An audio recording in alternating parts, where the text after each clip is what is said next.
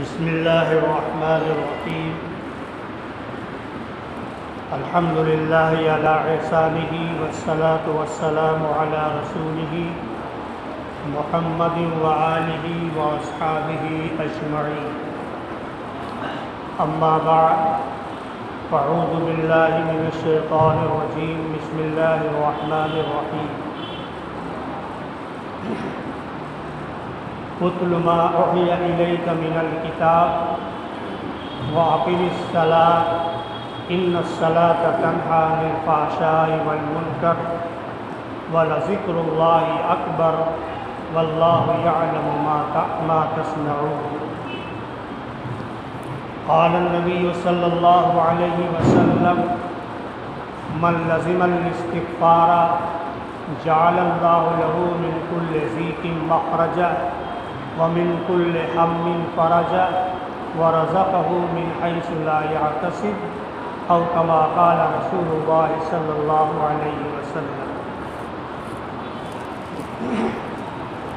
حضرات گرامی، محترم بزرگوں اور دوستوں اور عزیز ساتھیوں، آج کا دن بہت ہی مبارک تھا اور آج کی رات بھی بڑی بابرکت ہے۔ دن یوم جمعہ، شب لیلۃ البراءت۔ جمعہ کا دن تمام دنوں کا سردار کہا جاتا ہے، اور اسلام کے اندر 4 راتیں ایسی ہیں جو فضیلت کی حامل ہیں، جو بہت بابرکت مانی جاتی ہیں۔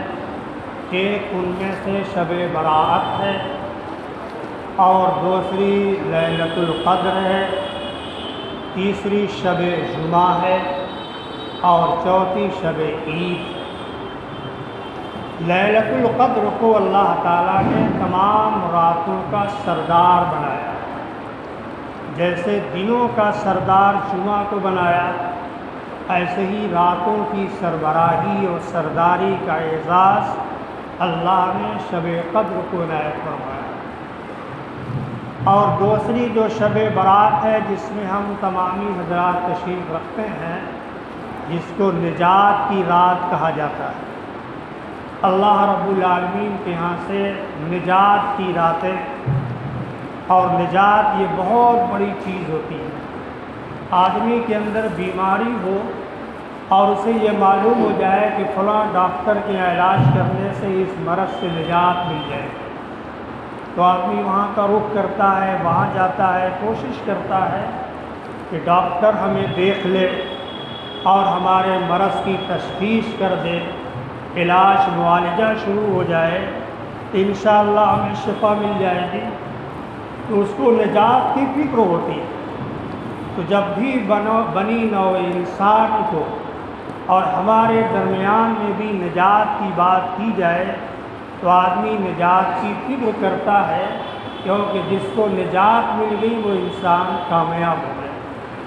جہنم سے نجات، اللہ کے قہر و جلال سے نجات، عذاب قبر سے نجات، عذاب جہنم سے نجات، عذاب دنیا سے نجات۔ تو اگر ان چیزوں سے نجات حاصل ہو جائے تو اس سے بڑا خوش نصیب، بامراد اور کامیاب انسان کون ہو سکتا ہے؟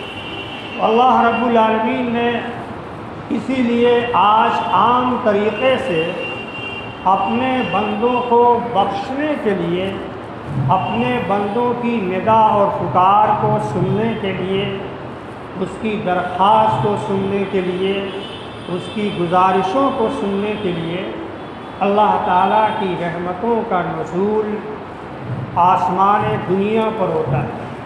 اللہ اترتے نہیں ہیں، اللہ پہلے آسمان پر نہیں آتے، کیونکہ اللہ رب العالمین کے لیے کوئی مکان نہیں، کوئی جگہ نہیں ہے۔ اب یہ نہ سمجھیں کہ اللہ رب العالمین عرش پر رہتے ہیں، اللہ عرش پر بھی نہیں ہوتے، کرسی پر بھی نہیں ہوتے۔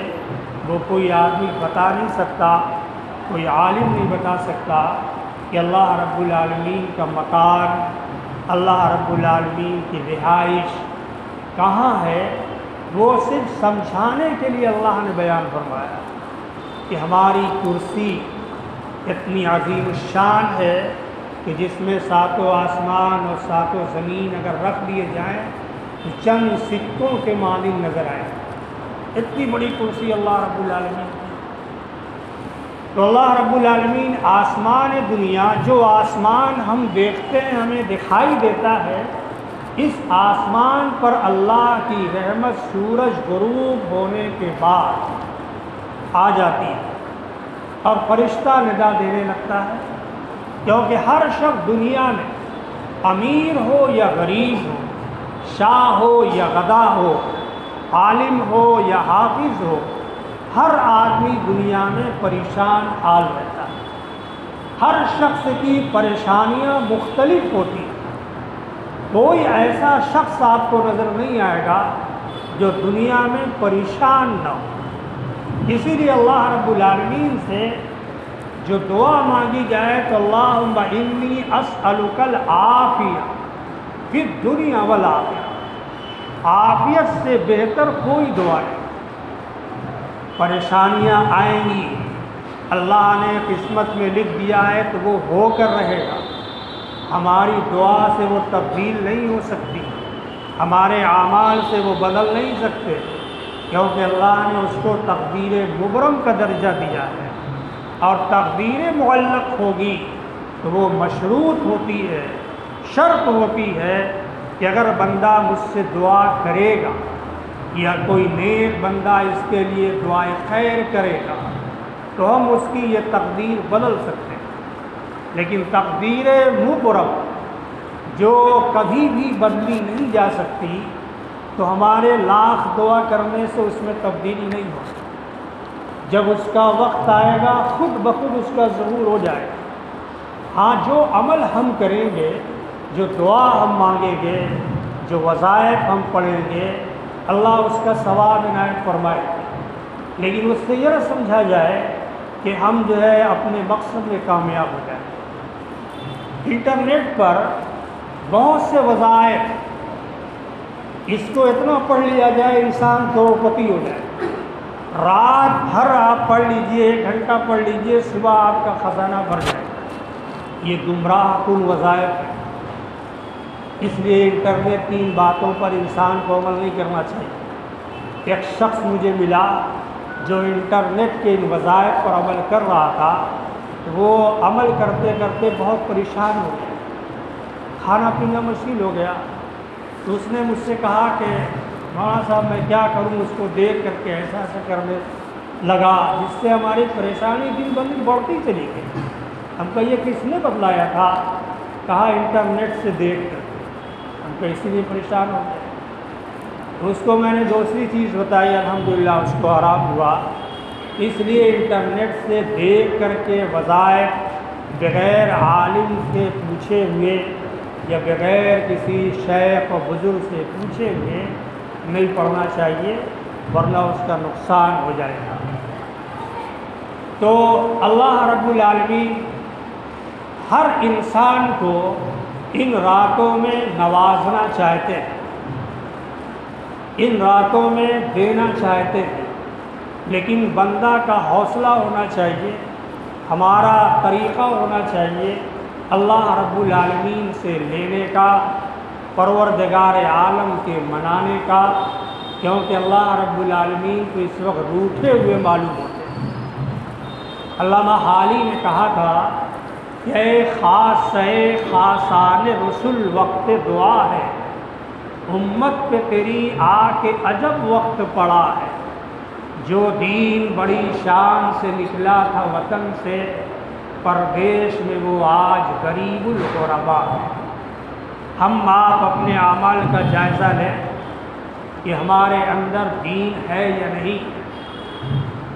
جھوٹ ہم کتنا بولتے ہیں، غیبت کتنا کرتے ہیں، چوری بھی کر لیتے ہیں. اسی طریقے سے بہت ساری برائیاں ہمارے اندر جنم لیتی رہتی، لیکن ہمیں اس کا احساس نہیں ہوتا. اللہ کے نبی صلی اللہ علیہ وسلم نے فرمایا کہ مسلمان اور مومن بخیل ہو سکتا ہے کنجوس ہو سکتا ہے، چوری کر سکتا ہے اور گناہ کر سکتا ہے، لیکن وہ جھوٹ نہیں بول سکتا۔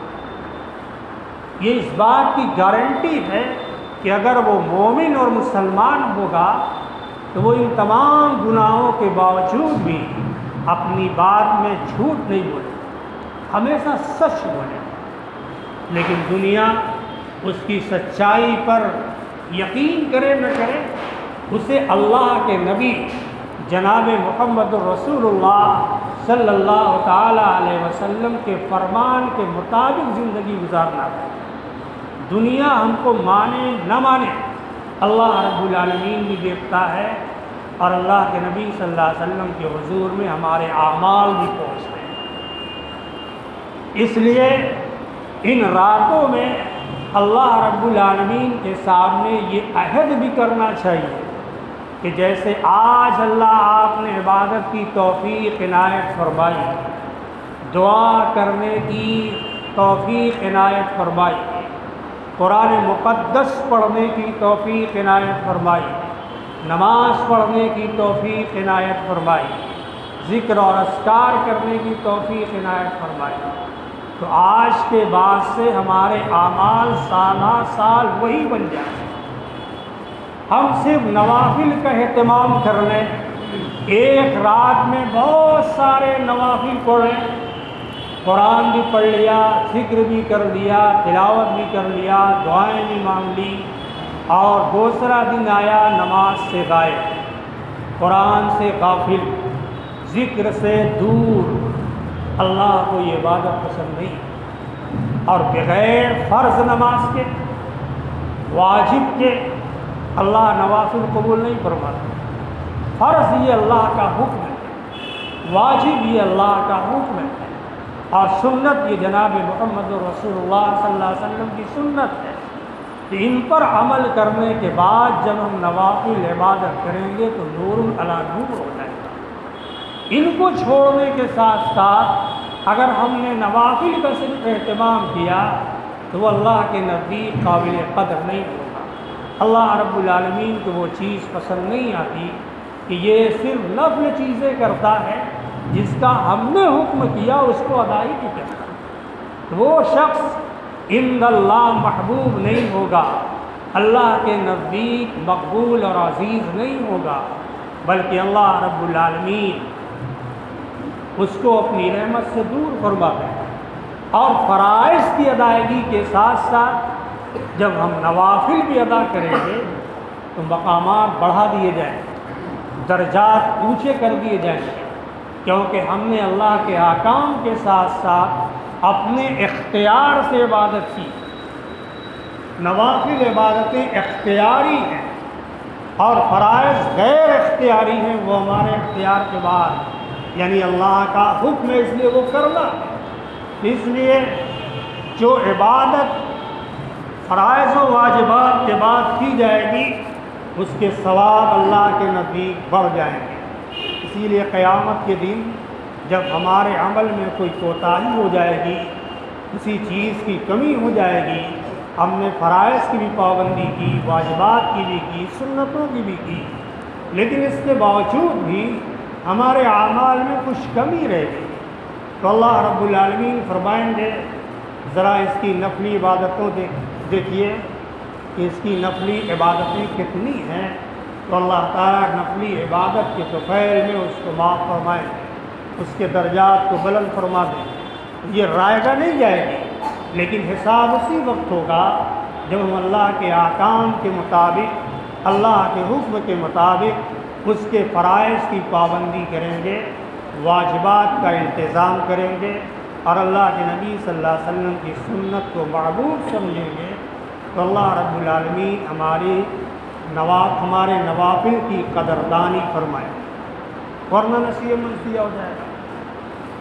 اللہ رب العالمین آج کی رات میں انسان کو دینا چاہتا ہے۔ بارہا آپ نے سنا، جمعہ کی تقریر میں بھی سنا ہوگا کہ اللہ رب العالمین کی طرف سے جو ندائیں دی جاتی ہیں وہ صحت کے تعلق سے، رزق کے تعلق سے، عافیت کے تعلق سے، اور انسان کی جو بھی ضرورتیں ہیں ان تمام ضرورتوں کے تعلق سے منادی ندا دیتا ہے، آواز دیتا ہے۔ اب جس کا جتنا ظرف ہوگا، جس کا جتنا حوصلہ ہوگا، جتنا مانگنے کا طریقہ ڈھنگ ہوگا، وہ اللہ رب العالمین سے وصول کر لے گا، اللہ تعالیٰ سے لے لے گا۔ بہت سے لوگوں کو مانگنے کا طریقہ بہت آتا ہے، دنیاوی اعتبار سے موہنے کا ڈھنگ بہت ہے، لیکن اللہ رب العالمین کے سامنے موہنے کا ڈھنگ دوسرا ہوتا ہے۔ وہاں دنیا کی مکاری اور عیاری نہیں چلے گی، خوشامد نہیں چلے گی۔ اللہ رب العالمین کی حمد و ثنا، اللہ کی پاکی، بزرگی، بڑائی، شان یہ بیان کی جائے گی۔ اللہ کی حاکمیت، رزاقیت اور رؤوفیت، رحمانیت اور رحیمیت، اور اللہ کے رب ہونے کا یقین کہ یا رب بھی، کہ تیرے علاوہ میرا کوئی رب نہیں، کوئی پالنہار نہیں۔ جب اللہ کی تعریف بیان کی جائے گی، اللہ کی حمد و ثنا بیان کی جائے گی، تو اللہ رب العالمین خوش ہوں گے۔ یہ بندہ میری ان صفات سے واقف ہے، یہ بندہ مجھے اپنا رب تسلیم کرتا ہے اور مجھے اپنا خالق، مالک، رازق، حاکم، ناصر تسلیم کرتا ہے، تو اللہ رب العالمین اس کی طرف متوجہ ہوتے ہیں۔ مانگو کیا مانگنا چاہتے ہیں؟ تو پھر بندہ جب اپنی درخواست کرتا ہے اور اپنی ضرورتیں اللہ کے سامنے رکھتا ہے اور اللہ کے سامنے رونے جیسی کیفیت بنا لیتا ہے، ہمارے دل اتنے سخت ہو گئے کہ اللہ رب العالمین کے سامنے آنسو بھی نہیں نکلتے۔ قربان جائیے جناب محمد رسول اللہ صلی اللہ علیہ وسلم پر۔ اللہ کے نبی صلی اللہ علیہ وسلم نے فرمایا کہ اگر آنکھوں سے آنسو نہ نکلے تو رونے کی صورت بنا لیا، تو اللہ کو صورت پسند آ جائے گی۔ آنسو نہیں نکلتا گناہ کی وجہ سے، دل سخت ہو جانے کی وجہ سے، کیونکہ گناہ کرتے کرتے، ظلم کرتے کرتے، جھوٹ بولتے بولتے آدمی کا دل سخت ہو جاتا ہے، پھر اس کے اندر نرمی نہیں آتی، اور نیک عمل کرنے سے، ذکر کرنے سے، اللہ کی یاد سے انسان کا دل دھیرے دھیرے نرم ہوتا جاتا ہے۔ جہاں اللہ کی محبت پیدا ہو جائے گی، آنسو گرنے لگے، اللہ کا نام لیا جائے گا، آنسو گرنے لگے، کیونکہ آپ کو اللہ سے محبت ہو گئی، اللہ سے آپ کو پیار ہو گیا، اور اللہ نے آپ سے بھی پیار کر لیا۔ حضرت مولانا فضل الرحمان گنج مراد آبادی رحمۃ اللہ علیہ فرماتے تھے، جب میں نماز کی حالت میں اور بالخصوص سجدے کی حالت میں سجدہ کرتا ہوں تو مجھے ایسا لگتا ہے کہ اللہ نے مجھے پیار کر لیا، یعنی اللہ کے پاؤں کے اوپر میں اپنا سر رکھا۔ یہ کیفیت ہماری نہیں ہو سکتی، انہوں نے اپنے دل کو دل بنایا تھا، انہوں نے اپنے کو مانجھا تھا، تب اللہ رب العالمین کی جانب سے یہ کیفیت انہیں حاصل ہوئی کہ اللہ رب العالمین کے سامنے سجدہ ریز ہوتے تھے تو ایسا لگتا تھا کہ اللہ رب العالمین ہمارے سر کو اٹھانا نہیں چاہتا، اٹھانا چاہتا ہوں اٹھتا نہیں، اللہ نے اپنے گویا قدم پر اپنے سر کو رکھ لیا، جبکہ اللہ کو پیر نہیں ہے، اللہ کو ہاتھ نہیں ہے، اللہ کو پڈلی نہیں، لیکن قرآن نے ان سب کا تذکرہ فرمایا کیونکہ ہم اللہ کو سمجھ نہیں پائے۔ ہماری سمجھ کے لیے اللہ نے قرآن کے اندر ہاتھ، آنکھیں اور اپنا یہ پڈلی، یہ سب چیزیں ہم کو سمجھانے کے لیے بیان کی، ورنہ اللہ تو ایک نور ہے اور وہ نور سے آواز نکلتی ہے، وہ نور سے پیغام نکلتا ہے، تو ہم نور کو کیا سمجھیں گے؟ اور جب اللہ اپنا نور انسان کو عطا فرماتے ہیں، 1 کروڑ ذرے کے ذرات میں سے ایک ادنا سا ذرہ بھی نور کا جب اللہ کسی بندے کو عنایت فرماتے ہیں تو اس کا بدن چمک اٹھتا ہے، نورانی ہو جاتا ہے۔ تو اللہ کا نور کیسا ہوگا؟ اللہ کتنے نور والے ہوں گے کہ ادنا سی تجلی بھی انسان برداشت نہیں کر پائے. تو قرآن مقدس میں جو اللہ نے 21ویں پارے کا آغاز فرمایا، اس میں اللہ رب العالمین نے 3 پیغام دیا ہے جو آج کے رات سے بھی تعلق رکھتا ہے اور ہماری پوری زندگی سے بھی تعلق رکھتا ہے. اتل ما اوحی الیک من الکتاب، اللہ تعالیٰ نے نبی علیہ السلام کے اوپر وحی نازل فرمائی کہ نبی آپ اس کی جو کتاب آپ کی طرف نازل کی گئی ہے وحی کے ذریعے سے آپ اس کی تلاوت فرمائیے. کیا نبی علیہ السلام تلاوت نہیں فرماتے تھے؟ نبی علیہ السلام تو قرآن وہ پڑھتے تھے کہ بڑے بڑے کفار، دہریہ اور کٹر مخالف اللہ کے نبی کی زبان اقدس سے قرآن سنتے تھے تو مشل جاتے. نبی کی زبان کون کہاں لا سکتا ہے کہ اللہ کی باتیں ہیں، محمد کی زبان ہے، اللہ کی باتیں محمد کی زبان سے ادا ہوتی تھیں، اتنے اثرات ہوتے تھے. تو اللہ کے نبی جب قرآن پڑھتے تھے تو بڑے بڑے مخالفین وہ بالکل لرزہ ہو جاتے تھے اور اسلام لے آتے تھے اور ان کے اندر کپاہٹ طاری ہو جاتی تھی، کیونکہ لسان نبوت ہے اور لسان نبوت کا کوئی مقابلہ نہیں کر پائے گا. اللہ تعالیٰ نے نبی علیہ السلام کو حکم فرمایا اتل ما اوحی الیک من الکتاب، کہ اے نبی علیہ السلام جو وحی آپ کی طرف نازل کی گئی اس کی آپ تلاوت کیجیے، اور یہ کتاب کی آپ تلاوت کیجیے، یعنی قرآن مقدس کی. اللہ تعالیٰ کا یہ کلام جو جلالی، نورانی، احسانی اور عرفانی کلام ہے کہ دنیا کی کوئی کتاب، دنیا کا کوئی کلام اس کلام کا مقابلہ نہیں کر سکتا. آدمی چیلنج کرتا ہے، چیلنج واپس لے لیتا ہے. قرآن نے چیلنج کیا آج سے 1450 سال پہلے، اور وہ چیلنج آج بھی موجود ہے اور قیامت تک موجود رہے گا. فَأْتُوا بِسُورَةٍ مِّن مِّثْلِهِ وَادْعُوا شُهَدَاءَكُمْ إِن كُنتُمْ صَادِقِينَ. قرآن کے جیسی کوئی سورہ بنا کر لے آؤ، قرآن جیسی کوئی آیت بنا کر لے آؤ، کوئی نہیں لا سکتا.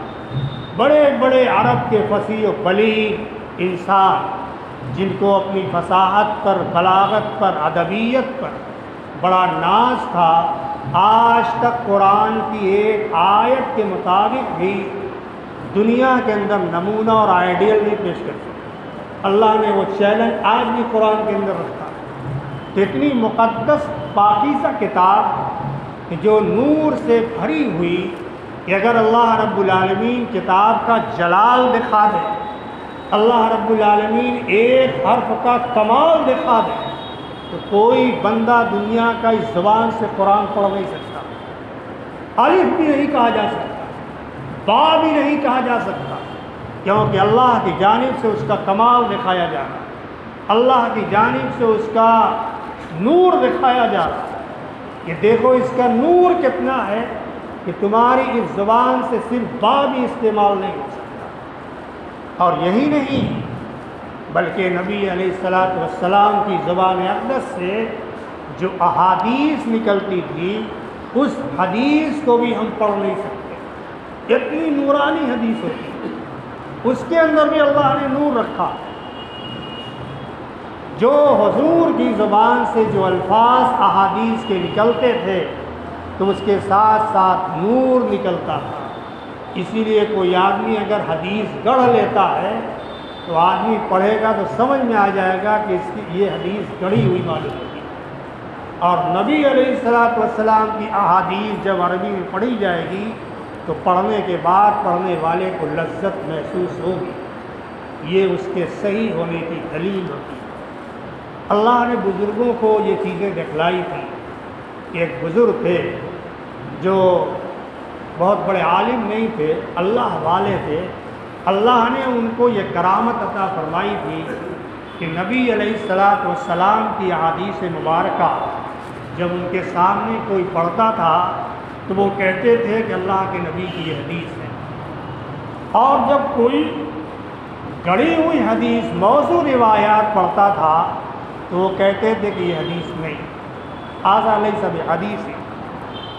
لوگوں نے پوچھا آپ عالم بھی نہیں ہیں، محدث بھی نہیں ہیں، مفسر بھی نہیں ہیں، لیکن آپ کو کیسے معلوم ہو جاتا ہے کہ یہ حدیث ہے، یہ حدیث نہیں ہے؟ اور بالکل صحیح آپ فرماتے ہیں۔ تو آپ نے فرمایا کہ جب کوئی حدیث پڑھتا ہے تو اس کے ساتھ ساتھ نور نکلتا ہے، اس سے میں سمجھ جاتا ہوں کہ اللہ کے نبی کی حدیث ہے۔ اور جب کوئی موضوع روایت پڑھتا ہے، اپنی گڑھی ہوئی روایت پڑھتا ہے، تو اس میں وہ بات نہیں ہوتی، اس لیے میں سمجھ جاتا ہوں کہ یہ موضوع روایت ہے۔ تو اللہ اپنے بندوں کو جو چاہے عنایت فرما دیتے ہیں، کرامت کے طور پر، بزرگی کے طور پر، انعام کے طور پر، اسے کمال کے طور پر۔ تو نبی علیہ السلام نے تمام بنی نوع انسان کے لیے، اور ان کو جو حکم ہوا نبی علیہ السلام کے ذریعے پوری امت کو حکم دیا گیا کہ اتل ما اوحی الیک من الکتاب، کہ اس قرآن کی تلاوت کیا کرو۔ آج رات میں صرف تلاوت کر کے پھر قرآن طاقوں میں سجا دو یا اوپر اس کو حفاظت سے رکھ دیا جائے تو یہ پسندیدہ نہیں ہے۔ عورتوں کو بھی یہ چاہیے کہ روزانہ گھروں میں کلام پاک کی تلاوت کریں۔ لڑکوں اور مردوں کو بھی یہ چاہیے کہ جیسے اور معمولات کیے جاتے ہیں، جیسے اور اپنے کام کیے جاتے ہیں، تو ایک معمول یہ بھی ہونا چاہیے کہ اللہ کی کتاب کی تلاوت کرنا، کہ یہ جو گھروں کے اندر نحوستیں پیدا ہو گئیں، ناچاکیاں پیدا ہو گئیں اور شیطانی اثرات پیدا ہونے لگے، یہ اسی لیے کہ ہم گھروں کے اندر قرآن نہیں پڑھتے، گھروں کے اندر نوافل اور سنت نمازیں نہیں پڑھتے، گھروں کے اندر ذکر اور اذکار نہیں کرتے۔ تو اگر ذکر اور اذکار نوافل یہ چھپا کر تنہائی میں کیے جاتے ہیں، تنہائی میں اگر آپ کریں گے تو اللہ سے لو لگ جائے گا، اور لوگوں کے سامنے کریں گے تو شیطان آپ کو بہکا سکتا ہے کہ آپ کی تعریف کی جائے گی، بہت عبادت کرتے ہیں، بہت ذکر کرتے ہیں، تو آپ کے اندر غرور پیدا ہو سکتا ہے۔ اور تنہائی میں آپ کریں گے تو کوئی نہیں جانتا، کوئی دیکھتا ہی نہیں، صرف آپ ہیں اور آپ کا رب ہے، رب ہے اور عبد ہے، اور رب اور بندہ کے درمیان میں کیا کیا باتیں ہوتی ہیں وہ اللہ رب العالمین جانتے ہیں، کہ ہم تم ہی بس آگاہ ہیں اس ربط خفی سے، معلوم کسی اور کو یہ راز نہیں۔ اللہ تعالیٰ جانتے ہیں، بندہ جانتا ہے کہ وہ اللہ کے سامنے کتنا رویا، کتنا گڑگڑایا، کتنا منایا، کیا کیا پڑھا اور کیا کیا اللہ کی حمد و ثنا بیان کی، اللہ جانتا ہے اور بندہ جانتا ہے۔ تو یہ اللہ کو اس کا یہ رونا، اس کی عبادت کرنا تنہائی میں اور گوشہ نشینی میں اس کے قلب کو بدل دیتا، اس کے حالات کو بدل دیتا، اور اللہ اس کو توفیق بھی دیتے ہیں تنہائی میں بیٹھنے کی۔ اسی لیے قرآن نے کہا ہے کہ فَإِذَا فَرَغْتَ فَانصَبْ وَإِلَىٰ رَبِّكَ فَارْغَب، جب تم اپنے کاموں سے فارغ ہو جایا کرو تو تھوڑی دیر ہمارے سامنے بھی بیٹھ جایا کرو، جیسے والدین کے سامنے آدمی بیٹھ جائے، والدین کے سے کچھ گفتگو کر لیا، کچھ خدمت کر لی، تو اللہ تعالیٰ کہتے ہیں کہ تھوڑا سا ہمارے سامنے بیٹھ جایا کرو۔ وہ رب ہے، خلاق کائنات ہے، جس نے ہم کو تمام نعمتوں سے بغیر مطالبے کے عطا فرمایا۔ کیا اس کا حق نہیں ہے کہ اللہ رب العالمین کے سامنے 5-10 منٹ تنہائی میں بیٹھ لیا جائے، اللہ سے بھی گفتگو کر لی جائے، اللہ سے بھی مناجات کر لی جائے، اور اللہ کے سامنے بھی اپنا دکھڑا بیان کر دیا جائے؟ لیکن ہم ایسا نہیں کرتے۔ اس میں کیا جاتا ہے انسان کا، کتنا ٹائم لگتا ہے؟ قرآن حکم دیتا ہے فَإِذَا فَرَغْتَ فَانصَبْ وَإِلَىٰ رَبِّكَ فَارْغَب، جب سونے جاؤ اپنے بستر پر ہی بیٹھ کر کر لو، اپنے بستر پر 5 منٹ اپنے رب سے بات کر لو۔ تو قرآن بھی جب آپ پڑھیں گے تو یہ قرآن بھی گویا اپنے رب سے آپ باتیں کر رہے ہیں۔ اللہ کی صحبت میں آپ بیٹھے ہیں اور اللہ تعالیٰ آپ کی طرف متوجہ ہے، آپ کی باتوں کو اور آپ کے کلام سے، زبان سے جو الفاظ نکل رہے ہیں اللہ رب العالمین سن رہے ہیں۔ اور یہ فضیلت فرشتوں کو حاصل نہیں، اللہ نے انسانوں کو عطا فرمایا۔ اسی لیے فرشتے قرآن کا نور حاصل کرنے کے لیے جب بندہ قرآن پڑھتا ہے تو فرشتے آ کر اپنا ہونٹ اس بندے کے ہونٹ سے ملا دیتے ہیں تاکہ قرآن کا جو نور نکلے وہ ہمارے اندر بھی آئے۔ اور جو پورا قرآن پڑھ لیتا ہے تو اللہ تعالیٰ پورے قرآن کا نور اس کے دل کے اندر پیدا کروا دیتا ہے۔ پھر وہ انسان بہک نہیں پائے گا، پھر وہ انسان گمراہ نہیں ہو سکتا، کیونکہ قرآنی نور اس کے دل کے اندر موجود ہے۔ اللہ کے نبی نے قرآن پڑھا، صحابہ کرام کیسا قرآن پڑھتے تھے، تابعین کیسا قرآن پڑھتے تھے، اور بزرگان دین کیسا قرآن پڑھتے تھے، علماء امت کتنا قرآن پڑھتے تھے۔ قرآن کو اگر سمجھ کر پڑھیں گے تو بھی ثواب، اور بلا سمجھے ہوئے پڑھا جائے گا تب بھی اللہ کا تقرب حاصل ہوگا۔ امام احمد بن حنبل رحمۃ اللہ علیہ نے اللہ رب العالمین کو خواب میں دیکھا۔ اللہ کو خواب میں کیسے دیکھا جا سکتا ہے یہ ہم اور آپ نہیں جان سکتے، لیکن ملا علی قاری رحمۃ اللہ علیہ نے لکھا ہے اور بہت سے بزرگان دین نے یہ واقعہ لکھا ہے کہ حضرت احمد بن حنبل رحمۃ اللہ علیہ نے اللہ رب العالمین کو خواب میں دیکھا تو اللہ تعالیٰ سے پوچھا کہ اللہ رب العالمین آپ کا تقرب کیسے حاصل ہو سکتا ہے، ہم آپ سے کیسے قریب ہو سکتے ہیں۔ دنیا میں آدمی شہنشاہ کے قریب ہونا چاہتا ہے، بادشاہ کے وزیر کے قریب ہونا چاہتا ہے کہ ایسی خدمت کرو کہ بادشاہ ہم کو ماننے لگے۔ اور امام احمد بن حنبل رحمۃ اللہ علیہ پوچھتے ہیں کہ اللہ آپ کی قربت اور آپ سے قریب ہونے کا عمل کیا ہے؟ تو اللہ رب العالمین نے فرمایا کہ بے تلاوت کلامی، کہ میرے کلام کی تلاوت سے، میرا قرآن پڑھو گے، کتاب مقدس پڑھو گے تو تم ہمارے قریب ہو جاؤ گے، ہماری قربت تمہیں حاصل ہو جائے گی۔ امام احمد بن حنبل رحمۃ اللہ علیہ نے پوچھا کہ بفہم او بلا فہم، اللہ تعالیٰ سمجھ کے پڑھوں گا تو قربت نصیب ہوگی یا بغیر سمجھے پڑھوں گا تو قربت نصیب ہوگی؟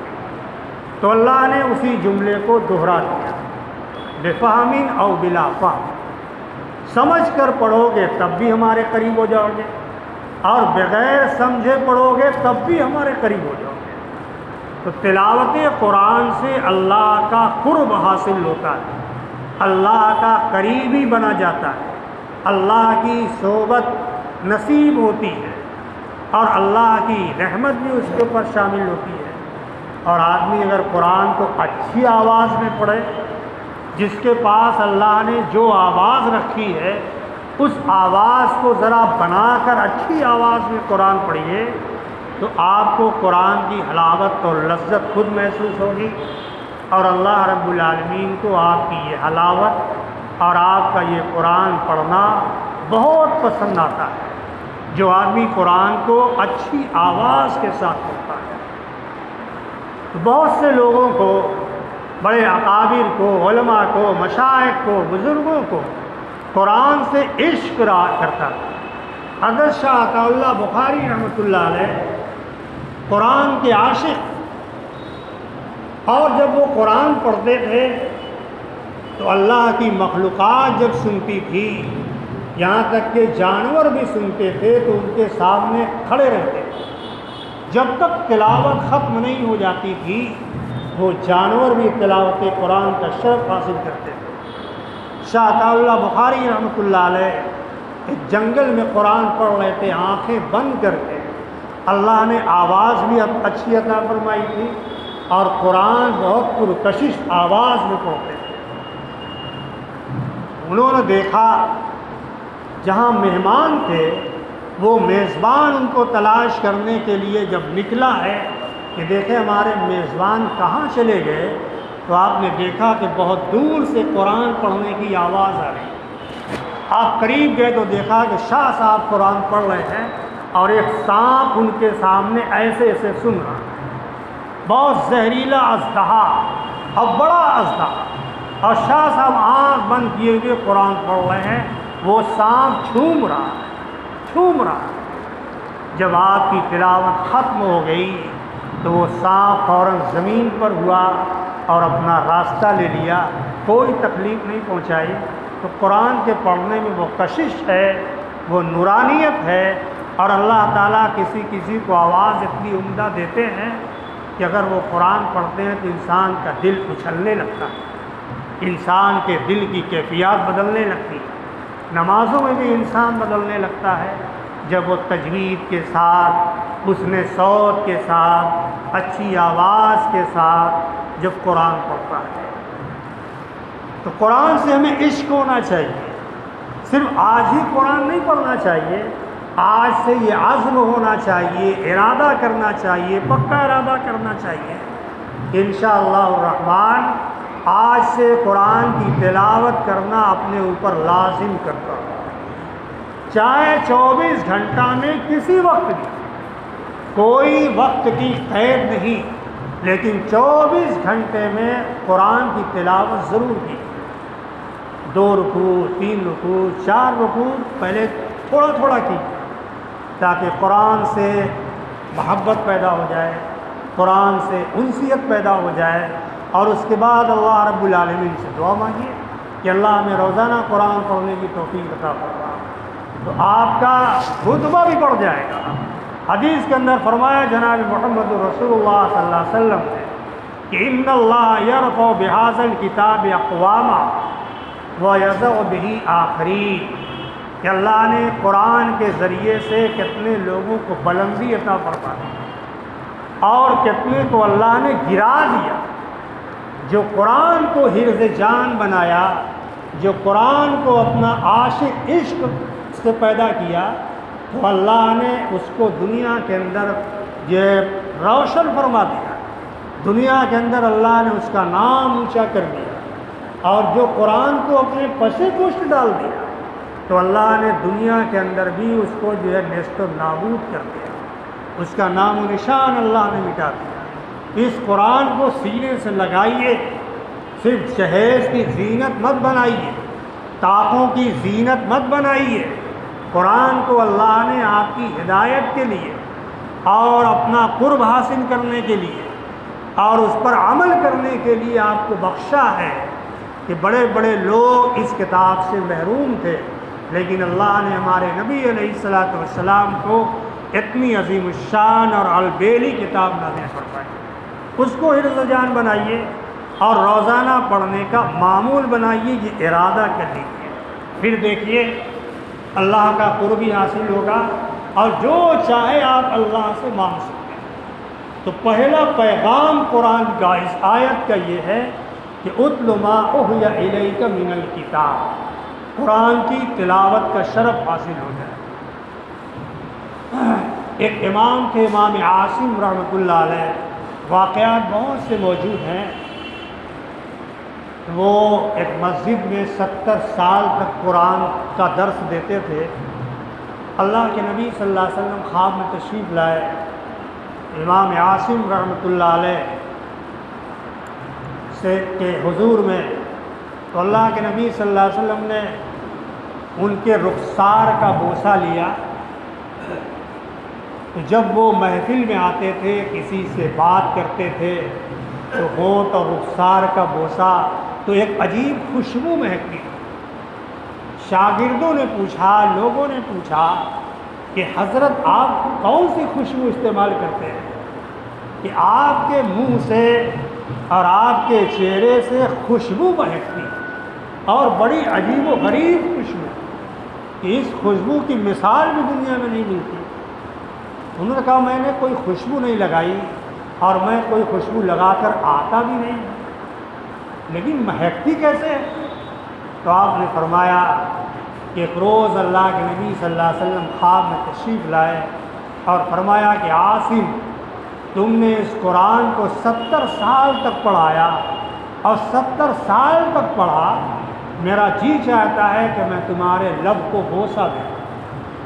جس وقت جناب محمد الرسول اللہ صلی اللہ علیہ وسلم نے میرے لب کو بوسہ دیا، اس دن سے آج تک خوشبو میں۔ تو اگر قرآن سے عشق ہو جائے گا، قرآن پڑھنے سے شغف ہو جائے گا، قرآن سے محبت ہو جائے گی، تو اللہ رب العالمین کون کون سے مراتب سے فائز فرمائے گا، کیا کیا کمال دکھائے گا، ہم سوچ نہیں سکتے۔ دنیا بھی کامیاب، آخرت بھی کامیاب، دنیا کے سارے مسائل حل اور آخرت کے بھی سارے مسائل حل، کیونکہ یہ قیامت کے دن شفاعت کرے گا۔ قرآن قیامت کے دن ہماری شفاعت کرے گا، ہر پڑھنے والے کی شفاعت کرے گا۔ تو عقبہ بھی، آخرت بھی کامیاب اور دنیا بھی کامیاب۔ دوسری چیز، اللہ کے نبی صلی اللہ علیہ وسلم کو جو بذریعہ وحی امت کے لیے یہ تعلیم دی گئی کہ وہ اقیمی الصلاۃ اور نماز قائم کی۔ نماز کا قیام، جو لوگ نماز نہیں پڑھتے انہیں پڑھنے کی ترغیب دی۔ نماز کا پڑھنا الگ ہے، نماز کا قیام الگ ہے، یعنی نماز کو قائم کرنا، 10-15 افراد کو لے کر جماعت بنانا، جماعت سے نماز پڑھنا، یہ نماز کا قیام۔ اکیلے ہم نے نماز پڑھ لی، یہ نماز پڑھنا۔ جیسے مسجد میں نماز کا قیام ہوتا ہے، جماعت سے نماز ہوتی ہے، سینکڑوں آدمی رہتے ہیں، 50 لوگ رہتے ہیں، نماز کا قیام ہوا۔ ہر وقت 5 وقت نماز کی اقامت، نماز کا قیام کیا جاتا ہے۔ کیوں؟ ان الصلاۃ تنہی عن الفحشاء والمنکر، کہ یقیناً نماز فحش اور منکرات سے روک دیتی، ہر برائی سے۔ نماز کی خصوصیت یہ ہے، نماز کا خاصہ یہ ہے، نماز کا کمال یہ ہے کہ اس کا پڑھنے والا دھیرے دھیرے برائی سے بچتا جائے۔ اب یہ نہیں ہے کہ ہم نے 1 مہینہ نماز پڑھی، ہم سے برائی نہیں چھوٹی۔ کچھ مرض ایسے ہوتے ہیں جیسے ٹی وی کا مرض، 9 مہینہ مسلسل دواخانہ ہوگا، 1 دن بھی ناکا ہو جائے گا پھر سے دواخانہ ہوگا، اس کی شفا 9 مہینے۔ تو نماز بھی جو برائیوں سے روک دے، فحش چیزوں سے روک دے، تو مہینہ 2 مہینہ سے انسان تھوڑے رک جائے گا۔ چوری کرتا ہے، چوری کرنے سے رک جائے، جھوٹ بولتا ہے، جھوٹ بولنے سے رک جائے، برائی کرتا ہے، برائی کرنے سے رک جائے، ظلم کرتا ہے، ظلم کرنے سے رک جائے۔ تو نماز اچانک نہیں روکے، پڑھنے والا انسان پڑھتا رہے گا اور پورے ارادے کے ساتھ اور اللہ کی رضا کے ساتھ پڑھتا رہے گا، یہ نماز دھیرے دھیرے اس کو برائی سے دور کرتی جائے گی، اس کے اندر فلاں چیز کی قباحت یا برائی ڈالتی جائے گی، یہ چیز خراب ہے، اسے چھوڑ، یہ چیز تمہیں سماج میں بدنام کر دے گی، اسے چھوڑ۔ یہ نماز کا خاصہ، جیسے بخار ہے، زکام ہے، مرض ہے، تو آدمی کو اس کا علاج کرنا پڑتا ہے۔ 1 ہفتہ علاج کرو گے تو بخار جائے گا، 1 خوراک سے ہمارا بخار نہیں جائے گا، ہمارا مرض نہیں جائے گا۔ اور آپ ڈاکٹر سے کہیں ڈاکٹر صاحب میں نے دوا کھائی صحیح نہیں ہوا اور ہم کو آرام نہیں ہوا، کہیں گے 1 ہفتہ کھانا ہوگا تب جا کر ہوگا۔ تو ایسے ان الصلاۃ تنہی عن الفحشاء والمنکر، کہ یقیناً نماز بھی فحش اور منکرات سے روک دے گی، لیکن کب روکے گی؟ جب ہم اس کو مسلسل پڑھتے رہیں گے اور حضور قلب کے ساتھ پڑھیں گے، کیونکہ ہم لوگ کا دل نماز کے اندر کم ہوتا ہے، نماز کے بعد زیادہ ہوتا ہے۔ اور جہاں آدمی نیت مان لیتا ہے، شیطان کی طرف سے، کچھ ہماری طرف سے بہت سارے خیالات آنے لگتے ہیں، لیکن اس سے گھبرانا نہیں چاہیے۔ شیطان یہ وسوسہ ڈال سکتا ہے کہ ارے تمہاری نماز کیا قبول ہوگی، خالی اٹھک بیٹھک کرتے ہو، تمہاری نماز قبول ہوگی؟ نہ دل تمہارا لگتا ہے، نہ کوئی سورہ پڑھ پاتے ہو، بس صرف امام کے ساتھ کھڑے ہو گئے۔ شیطان ایسے ہی بہکا دیتا ہے، لیکن یاد رکھیے فارمولہ، ایک ضابطہ اللہ رب العالمین کا، اور اللہ رب العالمین کے ذریعے سے مولانا جلال الدین رومی رحمۃ اللہ علیہ نے الہامی چیز بیان فرمائی کہ شیطان نے ایک شخص کو بہکایا کہ تم روز اللہ کو یاد کرتے ہو، اللہ کی طرف سے جواب آتا ہے، کبھی تمہارے رب نے جواب نہیں دیا۔ نماز پڑھتے ہو، کیا تمہاری نماز قبول ہوتی ہے؟ اللہ کی طرف سے کوئی حکم آیا؟ وہ بھی غور کرنے لگے کہ اتنے دنوں سے اللہ کو یاد کرتا ہوں لیکن اللہ کی طرف سے کوئی جواب نہیں، بہت فکر مند۔ اس دن ذکر چھوڑ دیا، آگے تھوڑا شیطان کی بہکاوے، تو اللہ رب العالمین نے خواب میں اور الہام کے ذریعے سے یہ بات ڈالی کہ اگر میں تمہارا ذکر قبول نہ کرتا، تمہاری عبادت قبول نہ کرتا، تو تمہیں ایک بار نماز پڑھ کر دوبارہ پڑھنے کی توفیق نہ ملتی، ایک بار سبحان اللہ کہنے کے بعد تمہیں دوبارہ سبحان اللہ کہنے کی توفیق نہیں ملتی۔ یہ اس بات کی علامت ہے کہ اگر ہم نے ایک وقت کی نماز پڑھ لی اور اگر ہم کو دوبارہ دوسرے وقت کی نماز پڑھنے کی توفیق ہو گئی تو اللہ نے ہماری پہلی نماز قبول فرمائی، اور اگر قبول نہیں فرمائیں گے تو ہم کو دوبارہ پڑھنے کی توفیق نہیں۔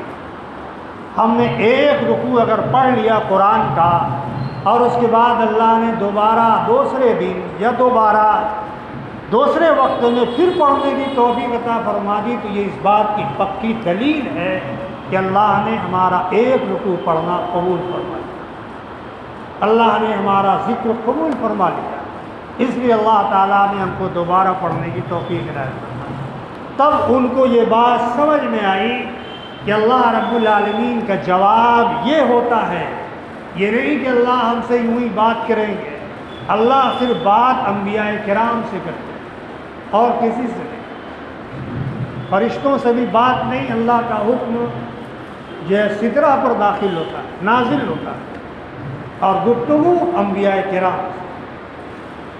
اللہ رب العالمین کا جب یہ حکم آ گیا، یہ بات سمجھ میں آ گئی، تو ان کے دل کے اندر تسلی ہو گئی کہ واقعتاً اگر ہم کو ایک بار پڑھنے کی توفیق ہوئی اور دوسری بار اللہ نے پھر توفیق دے دی تو گویا اللہ نے ہمارا پہلا والا کام قبول فرما دیا۔ اس لیے اگر شیطان کسی کو بہکانے کی کوشش کرے کہ تم کو نماز پڑھنے سے کیا فائدہ ہے، تمہاری نماز قبول نہیں ہوگی اور تمہارا ذکر قبول نہیں ہوگا، تمہارا صدقہ قبول نہیں ہوگا، تمہاری کوئی چیز قبول نہیں ہوگی، تو دوبارہ صدقہ اگر آدمی کرتا ہے تو ہمارا پہلا صدقہ قبول ہوگا۔ تو یہ بیٹھا لیجیے کہ ہم کو دوبارہ توفیق ہوگی تو اللہ نے ہمارا پہلے مرتبے کا عمل قبول فرمایا۔ تو نماز اگر ہم پڑھیں گے اور نماز کا اہتمام کریں گے تو دوسرے وقت ہم نماز میں حاضر ہو گئے تو اللہ کا شکر ادا کیجیے کہ اللہ نے ہماری نماز قبول فرمائی۔ پھر تیسرے وقت آ گئے تو اللہ کا الحمدللہ کیجیے کہ اللہ نے ہماری عصر کی نماز قبول فرمائی۔ تو نمازوں کا اہتمام کرنا اور نماز یہ رب سے ملنے کا ذریعہ، رب سے باتیں کرنے کا ذریعہ، اور رب کے سامنے آدمی جب کھڑا ہوتا ہے تو اللہ کی رحمت یوں متوجہ ہوتی ہے۔ اسی لیے نبی علیہ السلام نے 3 صحابی کو، ہلال ابن امیہ، مرارہ ابن ربیع اور کعب ابن مالک، 3 صحابی کو منع کر دیا تھا کہ کسی سے آپ سلام کلام نہیں کرتے، اور تمام صحابہ رک گئے، کسی کی مجال نہیں کہ ان 3 صحابہ سے گفتگو کر لے، سلام کر لے، بات کر لے۔ اللہ کے نبی نے ان کو اللہ کے حوالے کر دیا تھا جو ایک جنگ میں حاضر نہیں ہو سکے۔ جیسے آج ہمارے سماج کا ایک رواج تھا کہ کوئی آدمی اگر پنچ کی بات نہیں مانا تو اس کو ٹاٹ بند کر دیا جاتا، اب رواج ختم ہو گیا، پہلے تھا۔ تو اس سے کوئی سلام نہیں کرتا تھا، اس سے کوئی بات نہیں کرتا تھا، یہ اس کے لیے بہت بڑی سزا تھی۔ تو اللہ کے نبی صلی اللہ علیہ وسلم نے 3 صحابہ کا بائیکاٹ کر دیا، جینا دوبر ہو گیا تھا، بہکانے والے بہکانے لگے، لیکن ایمان پر ثابت قدم، 50 دن تک ثابت قدم، آزمائش میں مبتلا کر دیا گیا۔ کعب بن مالک نوجوان صحابی مسجد نبی میں نماز پڑھنے آتے تھے اور اللہ کے نبی صلی اللہ علیہ وسلم بیٹھے رہتے تھے، تو آپ نماز میں کنکھیوں سے اللہ کے نبی کی طرف دیکھتے تھے کہ دیکھیں میری جانب اللہ کے نبی دیکھتے ہیں یا نہیں دیکھتے، جبکہ کوئی سلام نہیں کرتا تھا، کوئی بات نہیں کرتا تھا، لیکن مسجد میں آ کر نماز پڑھتے تھے، گھر چلے جاتے تھے، محض دیکھنے کے لیے کہ سرکار مدینہ جناب محمد الرسول اللہ صلی اللہ علیہ وسلم ہماری جانب نماز میں متوجہ ہوتے ہیں کہ نہیں۔ اور جب آپ سلام پھیرتے تھے تو اللہ کے نبی اپنا رخ پھیر لیتے تھے۔ بتائیے کیا منظر رہا ہوگا، ایک طرف نبی نماز کی حالت میں دیکھ رہے ہیں اور سلام پھیر دیا کعب بن مالک نے، تو اللہ کے نبی نے اپنا چہرہ پھیر دیا، یعنی ناراضگی۔ صحابہ نے پوچھا کہ اللہ کے نبی آپ ان کی طرف نماز میں دیکھتے ہیں اور جب سلام پھیرتے ہیں تو آپ اپنا رخ پھیر لیتے ہیں۔ تو اللہ کے نبی صلی اللہ علیہ وسلم نے فرمایا کہ اللہ رب العالمین تخلقوا باخلاق اللہ، یعنی اللہ کے اخلاق سے متصف ہو جاؤ۔ اللہ کا اخلاق یہ ہے کہ جب بندہ نماز میں کھڑا ہوتا ہے تو اللہ تعالیٰ اس کو دیکھتے ہیں، متوجہ ہو جاتے ہیں۔ اس لیے اللہ کے اخلاق پر عمل کرتے ہوئے جب کعب بن مالک نماز پڑھتے ہیں تو اللہ کے نبی متوجہ ہوتے ہیں، اور جب وہ سلام پھیر دیتے ہیں تو اللہ کے نبی اپنا رخ پھیر دیتے ہیں۔ یہ ہے تخلقوا باخلاق اللہ۔ معلوم یہ ہوا کہ جب بندہ نماز پڑھے گا اور نماز کے لیے کھڑا ہوگا تو اللہ تعالیٰ اس کی طرف متوجہ ہو جائے، اس کی رحمت متوجہ ہو جاتی ہے۔ یہ کتنا بڑا شرف ہے، کتنی بڑی شان کی بات ہے۔ اس لیے اللہ سے جو باتیں چاہو کر لو، اللہ کے سامنے دیکھ حاضر ہو، اور فرشتے بھی گواہ ہیں، اور قیامت کے دن پھر آپ پر عذاب نہیں ہوگا بلکہ آپ کے حق میں جنت کے فیصلے کر دیے جائیں گے۔ نماز برائیوں سے بھی روک دے گی، نماز اونچے مقامات پر لے جائے گی، اور پھر اس نماز کے ذریعے سے دین دنیا دونوں کامیاب ہو جائے گی۔ تو آج سے یہ بھی عزم ہونا چاہیے کہ جیسے آج اللہ نے ہم کو نماز پڑھنے کی توفیق عنایت فرمائی، اور اللہ سے یہ دعا بھی ہو کہ اللہ کل سے ہم مسلسل 5 وقت کی نماز پڑھیں گے۔ نماز چھوٹ جائے عیب کی بات نہیں، چھوٹ سکتی ہے، لیکن عادت کب پڑے گی؟ جب آپ نماز کی قضا پڑھیں۔ جو نماز چھوٹ جائے اس کی قضا پڑھ لیجئے، تب آپ کو نماز کی عادت پڑ جائے گی۔ اور یہ نہیں کہ اب ایک نماز چھوٹ گئی اب کون پڑھنے جائے گا، تو آپ نماز کی عادی نہیں بن سکتی۔ اور جب قضا پڑھیں گے تو اب خود بخود آپ کے اندر یہ داعیہ پیدا ہوگا کہ اگر نہیں پڑھوں گا تو قضا پڑھنی ہوگی، کیوں نہ جماعتی سے پڑھ لیں۔ تو آپ نماز کے عادی بن گئے۔ اسی لیے آسان طریقہ یہ ہے کہ جس وقت کی نماز قضا ہو جائے، چھوٹ جائے، تو اس کی قضا آپ پڑھ لیجیے، اللہ رب العالمین اس کو قبول فرما لے گا۔ اور یہ نہیں ہے کہ آپ اس کو رہنے دیجیے، وہ اس کا عذاب آپ کے اوپر ہوگا، آپ نے ایک وقت کی نماز چھوڑ دی۔ تو نماز کی عادت ڈالنے کا طریقہ اس کی قضا کا اہتمام چھوٹ جانے پر، اور جماعت سے آپ نماز پڑھیں تو نور علی نور ہے، ثواب جماعت کا ثواب، نیکی سے بھرپور۔ تو دوسری چیز اللہ کے نبی نے نماز بیان فرمائی۔ تیسری چیز اللہ کے نبی صلی اللہ علیہ وسلم نے ذکر بیان فرمایا۔ قرآن نے ذکر فرمایا کہ وَلَا ذِكْرُ اللَّهِ أَكْبَرُ، اللہ کا ذکر بہت بڑی چیز ہے، جہاد سے بڑھ کر، صدقہ سے بڑھ کر، تمام اعمال سے بڑھ کر اللہ کا ذکر ہے اور اللہ کی یاد ہے۔ اللہ کے ذکر سے بہت کچھ ملتا ہے، اسی لیے قرآن نے کہا وَلَا ذِكْرُ اللَّهِ أَكْبَرُ، اللہ کا ذکر بہت بڑی چیز ہے، اور اللہ یعلم ما تصنعون، اللہ جانتے ہیں جو کچھ تم کرتے ہیں۔ بندہ جو کچھ بھی کرتا ہے اللہ رب العالمین جانتے ہیں۔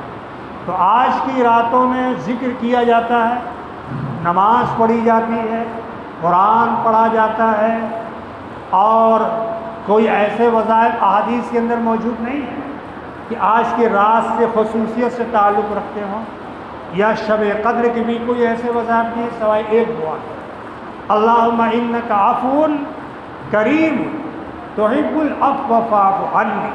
بس یہ سورہ یعنی شب قدر کی دعا اللہ کے نبی نے بیان کی۔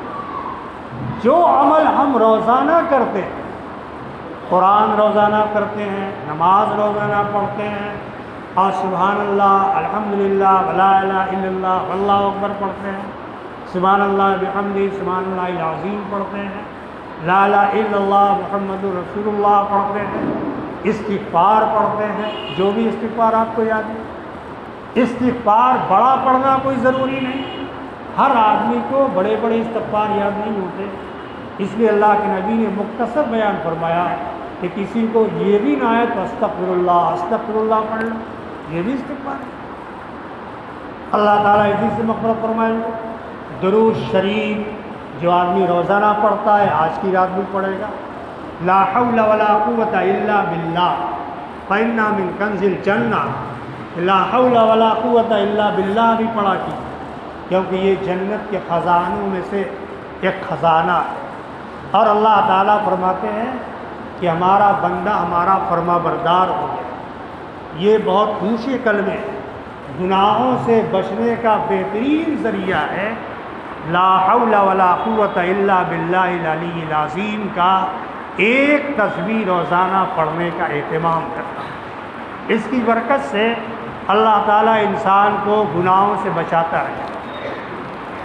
اور اسی طریقے سے آج کی راتوں میں جیسے سورہ یاسین شریف آدمی پڑھ لیا، مغرب بعد پڑھ لیا، عشاء بعد پڑھ لیا، جب وقت ملا پڑھ لیا، تو یہ بزرگوں کے بتائے یہ وظائف۔ اور حدیث میں یاسین شریف کی فضیلت بہت، ان لکل شیء قلبا وقلب القرآن یاسین، ہر چیز کا ایک دل ہوتا ہے، ہر چیز کا، جاندار ہو غیر جاندار ہو، اللہ نے سب کے اندر دل پیدا فرمایا۔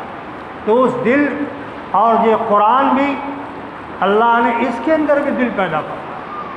آپ کہیں گے قرآن میں دل کیا ہے؟ تو اللہ کے نبی صلی اللہ علیہ وسلم نے فرمایا کہ قلب القرآن یاسین، قرآن کا دل سورہ یاسین، یہ قرآن کا دل ہے، ایک بار پڑھنے سے 10 قرآن کے برابر ثواب ملتا ہے۔ بزرگان دین کے معمولات روزانہ صبح کی نماز کے بعد قرآن کی تلاوت کرنے کے بعد سورہ یاسین بھی پڑھتے ہیں، اور ہر آدمی کو چاہیے جس کو وقت ہو، ذوق ہو، شوق ہو، تو وہ قرآن جتنا پڑھتا ہے، رکوع 2 رکوع آدھا پارہ 1 پارہ، اس کے بعد سورہ یاسین شریف صبح میں پڑھو۔ جس مقصد سے پڑھو گے اللہ تعالیٰ وہ مقصد پورا فرمائے، اور اللہ اسے گناہ بھی معاف فرمائے۔ تو آج کی رات میں بھی آدمی 3 مقصدوں سے پڑھتا ہے۔ آدمی دفع بلا، دنیا میں طرح طرح کی مصیبتیں، انسان پر بھی مصیبتیں آتی ہیں اور بیماریاں بھی آتی ہیں، اس کو دفع کرنے کے لیے ختم ہونے کی نیت سے آدمی اگر ایک بار سورہ یاسین پڑھے آج کی رات میں تو اللہ رب العالمین اس کی یہ مصیبت دور فرماتا ہے۔ دوسری مرتبہ درازی عمر، کہ ہماری عمر لمبی ہو جائے۔ اللہ نے انسانوں کی عمر بہت کم کر دی، 60-70 سال میں آدمی دنیا سے رخصت ہو جاتا ہے، سینکڑا پار کرنے والا انسان بہت کم نظر آتا ہے۔ اب جو ہے ایسے ہی میں آدمی کا کام ختم ہو جاتا ہے۔ تو اس لیے لمبی عمر نہ ہو جائے کہ دنیا کا جاؤ جلال دیکھوں گا، برائی کروں گا، یہ نہیں۔ لمبی عمر اس لیے کہ اللہ نیک اعمال کروں۔ اب یہ ضروری نہیں ہے کہ آپ کی عمر 70 ہے تو 100 سال کر دی جائے، اتنا نہیں ہوگا۔ اگر اللہ نے تقدیر معلق میں آپ کے لکھا ہوا ہے کہ آپ کے کہنے سے آپ کی عمر 5 سال بڑھا دی جائے گی تو 5 سال بڑھ جائے گی، اور نہیں لکھا ہے تو دراز عمر کا مطلب یہ ہوگا کہ اتنے ہی عمر میں اللہ تعالیٰ آپ سے اتنا کام لے لیں گے دین کا کہ آپ سوچ بھی نہیں سکتے، دنیا بھی نہیں سوچ سکتی۔ 70 سال کی عمر میں اتنا کام کر دیا، اتنے بڑے بڑے ادارے، ہاسپیٹل، کالجز اور مساجد، مدارس، مکاتب اور نہ معلوم کتنے رفاہی کام انجام دے دیے کہ آدمی کی سوچ کے باہر یہ اس کے درازی عمر کی دلیل۔ تو اللہ رب العالمین سے درازی عمر کی دعا مانگی کہ اللہ ہماری عمر لمبی ہو جائے تاکہ نیک اعمال کا وظیفہ اور نیک اعمال کا ٹوکرا آپ کے حضور میں لا سکیں۔ اور تیسری چیز، مخلوق سے بے نیاز، اللہ کا محتاج اور بندوں سے بے نیاز، کہ اللہ تو اپنا محتاج بنا، کسی بندے کا محتاج نہ بنا۔ اس مقصد سے سورہ یاسین شریف پڑھیے تو اللہ رب العالمین امید ہے جیسا بندہ جو ہے توقع رکھتا ہے اللہ ویسے ہی کرتے ہیں، تو اس کو اللہ اپنا محتاج بنائیں گے کہ ہم سے مانگو، ہم تمہاری ضرورت پوری کریں گے۔ بندے کے دل میں بات ڈال دیں گے، وہ تمہاری مدد کر دے گا، تو تمہارے مانگنے کی ضرورت نہیں ہوگی، وہ اللہ ہی کی مدد ہے۔ یا اگر تمہیں ضرورت ہوئی، کسی بندے سے قرض لے لیا اور اس نے دے دیا، تو یہ بھی اللہ ہی کی مدد ہے کہ اللہ نے اس کے دل میں دینے کی توفیق دے دی، ورنہ انکار کر سکتا تھا۔ تو اللہ سے پہلے مانگیے اور مانگنے کے بعد بندے کے پاس جا کر اپنی ضرورت کیجیے، تو اللہ اس بندے کے دل میں بات ڈال دے، آپ کا کام بن جائے گا۔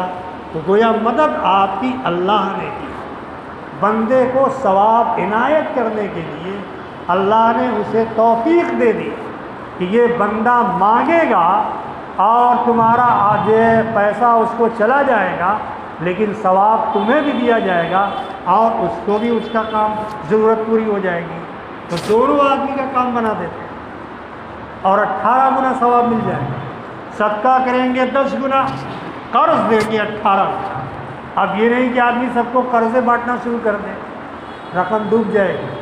قرض اسے دیا جائے گا جو لین دین کا صاف ہے، جس کے معاملات اچھے، جس کے معاملات خراب ہیں اس کو قرض نہیں دیا جاتا، وہ رقم مار کر بیٹھ جائے گا، پھر آپ کہیں گے ایسا قرض جائے چڑگاڑ میں ہم نہیں دے سکتے، اس لیے بچنا چاہیے۔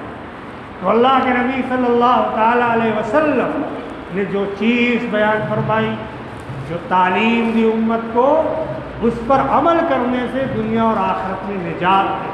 اور آج کی راتوں میں اللہ رب العالمین کے حضور میں کم سے کم 2 رکعت نماز ضرور پڑھیے گا، کم سے کم۔ رات بھر نماز پڑھنے کی ضرورت نہیں ہے، یہاں 100 رکعت نماز پڑھ لی، 1000 رکعت نماز پڑھ لی، اور سویرے کے نبی صاف پیر دکھ رہا ہے، ایسی نماز نہیں پڑھنا۔ کم عمل کرو، نیند آ جائے سو جاؤ، اتنی محنت مت کرو، اپنے پر اتنا یہ بوجھ مت ڈالو، اور اس کے بعد جب نیند کھل جائے پھر اللہ کی عبادت کرنا۔ نہیں کھلی، آپ نے نیت کر لی کہ اللہ تعالیٰ نیند کھلے گی تو عبادت کروں گا، لیکن آپ کی نیند نہیں کھلی، فجر کی اذان ہو گئی، آپ نے فجر کی نماز پڑھ لی، رات بھر عبادت کے ثواب میں انما الاعمال بالنیات، جیسا ارادہ ہوگا اللہ ویسے ہی فیصلہ فرمائے۔ رات بھر ٹہلنا گھومنا کوئی ضروری نہیں، اپنے گھر میں 2 رکعت نماز پڑھیے، جتنی توفیق و قرآن پڑھیے، جو ذکر آئے وہ ذکر کیجیے، اللہ سے دعا مانگیے اور سو جائیے۔ آپ رات بھر عبادت کرنے والوں میں شمار کیے جائیں، اور فجر کی نماز جماعت سے پڑھ لیجیے، کوئی کمی نہیں۔ یہ نہیں کہ رات بھر آپ جاگ رہے ہیں، سویرے جو ہے پریشان بنے ہیں، اللہ کو یہ پسند نہیں۔ اللہ ہم سب کو عمل کرنے کی توفیق عطا فرمائے۔ وآخر دعوانا ان الحمد للہ رب العالمین۔